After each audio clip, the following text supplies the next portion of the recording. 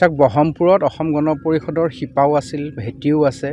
আৰু আমি কৈছোঁ যে ব্ৰহ্মপুৰত পটককৈ যোৱাবাৰ মাননীয় প্ৰাক্তন মুখ্যমন্ত্ৰী প্ৰফুল্ল কুমাৰ মহন্ত ডাঙৰীয়া অসুস্থ হোৱাৰ কাৰণে সেই ছিটটো বিজেপিক এৰি দিয়া হৈছিলে। এতিয়া সেই ছিটটোত তাত জাতীয়তাবাদ আঞ্চলিকতাবাদত বিশ্বাসী মানুহে আকৌ বিচাৰিছে। আৰু আমি আশা কৰিছোঁ যে জাতীয়তাবাদ আৰু আঞ্চলিকতাবাদত বিশ্বাসী সমগ্ৰ অসম তথা নগাঁও জিলাৰ মানুহখিনিৰ সন্মানৰ প্ৰতি ৰক্ষা কৰি পেলাই এই ছিটটো, ব্ৰহ্মপুৰ ছিটটো অসম গণ পৰিষদক উভতাই দিব।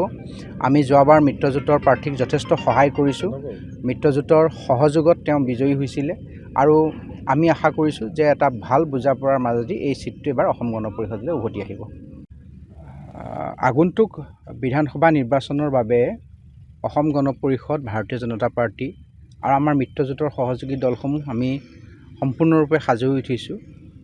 আৰু আপোনালোকে যেনেধৰণে কংগ্ৰেছৰ মিত্ৰজোঁটৰ কথা আমাক সুধিছে, কংগ্ৰেছ মিত্ৰজোঁটৰ কথাটো এতিয়াও আমি দেখিছোঁ একেবাৰে ধূসৰ হৈ আছে। আৰু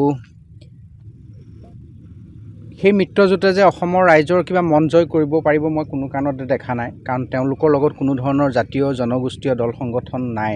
আৰু যিকেইটা সংগঠন আছে তেওঁলোকৰ ভেটিও সমগ্ৰ অসমতে সংগঠন ভেটি একেবাৰে নাই বুলি ক'ব পাৰোঁ। সেইকাৰণে কংগ্ৰেছে আগন্তুক নিৰ্বাচনত কিবা বিশেষ ফলাফল লাভ কৰিব বুলি ভাবিব নোৱাৰোঁ। তথাপি আমি শত্ৰুক কেতিয়াও দুৰ্বল বুলি নাভাবোঁ।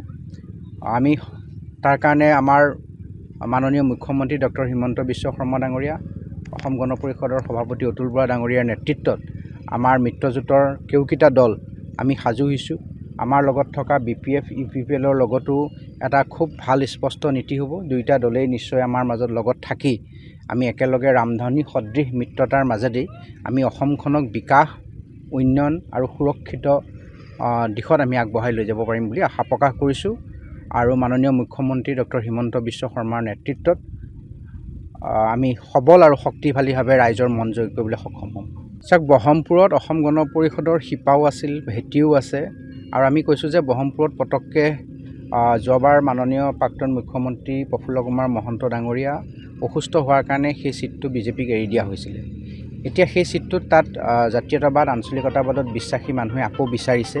আৰু আমি আশা কৰিছোঁ যে জাতীয়তাবাদ আৰু আঞ্চলিকতাবাদত বিশ্বাসী সমগ্ৰ অসম তথা নগাঁও জিলাৰ মানুহখিনিৰ সন্মানৰ প্ৰতি ৰক্ষা কৰি পেলাই এই ছিটটো, ব্ৰহ্মপুৰ ছিটটো অসম গণ পৰিষদক উভতাই দিব। আমি যোৱাবাৰ মিত্ৰজোঁটৰ প্ৰাৰ্থীক যথেষ্ট সহায় কৰিছোঁ। মিত্ৰজোঁটৰ সহযোগত তেওঁ বিজয়ী হৈছিলে আৰু আমি আশা কৰিছোঁ যে এটা ভাল বুজাপৰাৰ মাজেদি এই ছিটটো এবাৰ অসম গণ পৰিষদলৈ উভতি আহিব। চাওক, ব্ৰহ্মপুৰত অসম গণ পৰিষদৰ শিপাও আছিল, ভেটিও আছে। আৰু আমি কৈছোঁ যে ব্ৰহ্মপুৰত পটককৈ যোৱাবাৰ মাননীয় প্ৰাক্তন মুখ্যমন্ত্ৰী প্ৰফুল্ল কুমাৰ মহন্ত ডাঙৰীয়া অসুস্থ হোৱাৰ কাৰণে সেই ছিটটো বিজেপিক এৰি দিয়া